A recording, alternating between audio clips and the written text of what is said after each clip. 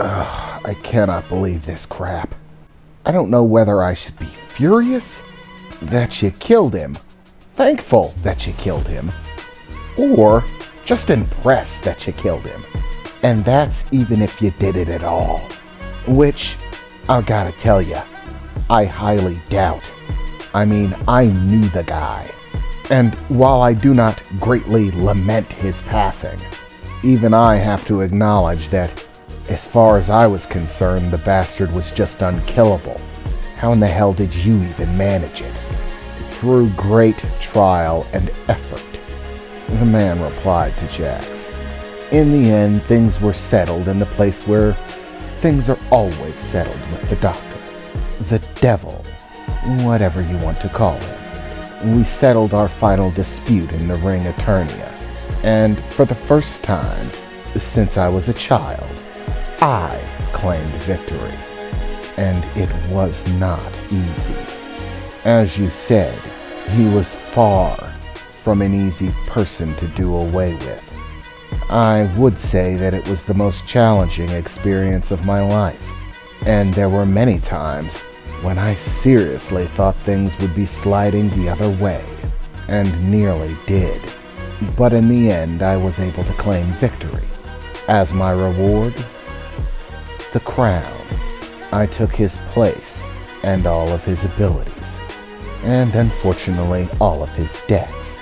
So tell me, what is it that you want? I am a busy man. As you can imagine, I have a great number of things to do. So, tell me your desire, so that I may grant it and move on. Well, kid, Jax replied, I don't know what you think this is, but I'm calling in some major debt. And while I don't exactly trust that you're going to be any sort of replacement for the doctor, currently, I could use all the help that I can get. So, since you're so sure that you're competent enough to take his place, I might as well just lay the situation out for you. I'm going to a segment of the universe occupied by monsters with godlike strength and abilities. Lots of them. And I'm going to wage war on them in order to claim that sector of space.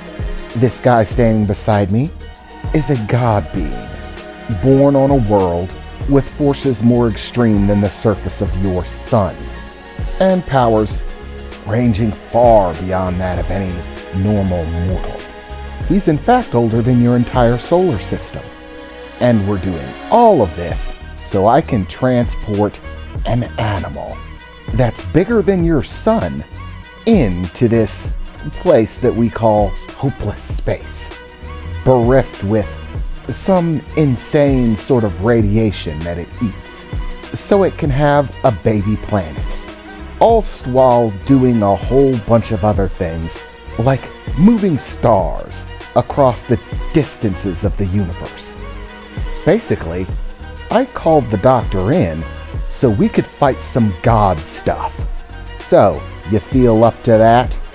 Huh, Mr. Perfectly Coiffed Suit? Jax said, staring at him, as the man in the suit rolled his eyes. Of course you are. That sounds absolutely absurd. And yet, I believe every word of it. Of course he's involved with people undertaking absurd tasks like that.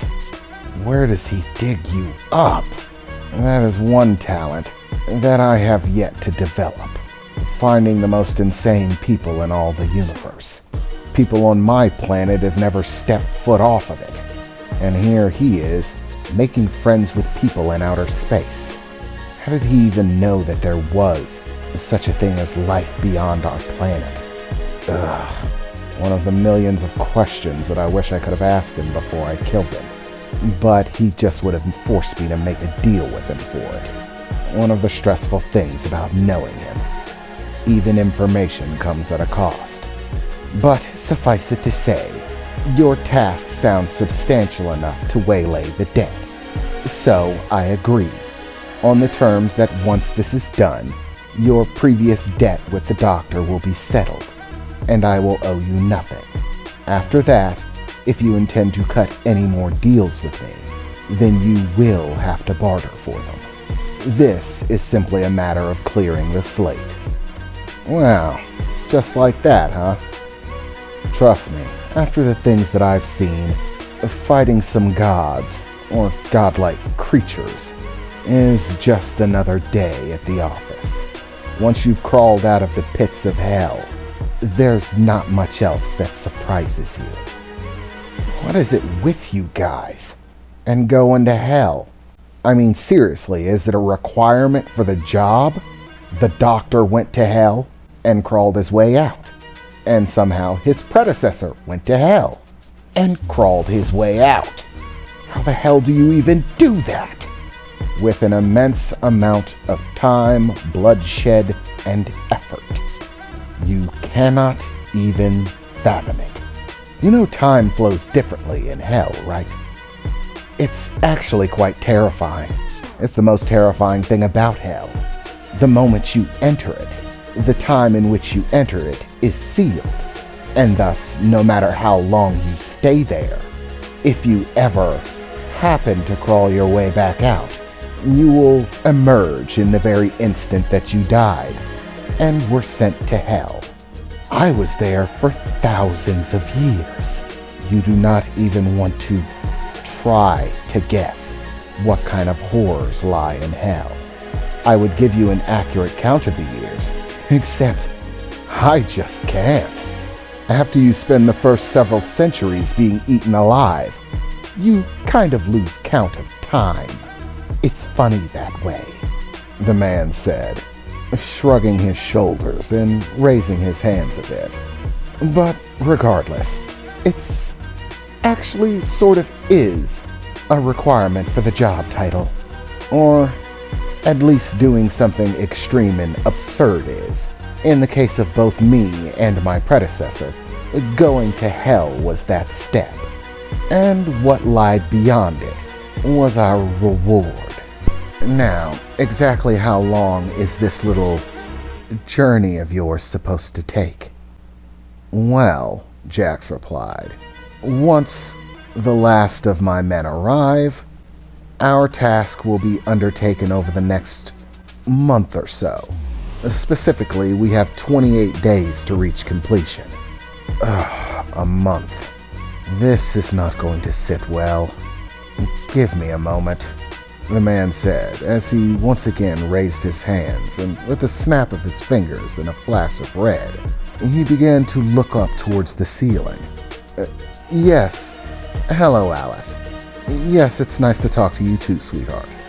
No, work is not going well. Well, I suppose I'll have plenty of time to talk to you about it, but I'm calling to let you know that I won't be showing up for dinner. In fact, I'm going to have to be absent for quite some time. No. I assure you I can handle it on my own. I know I promised. Well, work is important, Alice. No, I'll make it up to you when I get back, he said, speaking to himself as he stared at the ceiling. I'm going to be gone for about a month, he said, before wincing for a moment, closing his eyes and covering his ears. There's no need to yell, Alice. Well, no, you can't come too. Someone has to watch the kids. They're not going to watch themselves, sweetheart. No, I do not trust the maids. I know it's upsetting, sweetheart, but this is important. I unfortunately have to pay off my predecessor's debts. Basically, he dug himself a hole, and I have to dig my way out of it. No, I'll be fine, as always. I'll contact you as regularly as I can, and be back within the month. Oh, and Alice, please try not to kill any of my employees. They are hard to replace, believe it or not. Well, because people don't like to work for us, sweetheart. Well, that's because you're terrifying, sweetheart. Well, honey, it's to be expected. After so many people go mysteriously missing at our residence, obviously people become worrisome about working for you. I have to pay them a great deal of money and give them very excellent insurance. Okay, I'll talk to you later. And remember, no killing the wait staff, he said as he looked back down. Okay, I suppose it's on with this circus.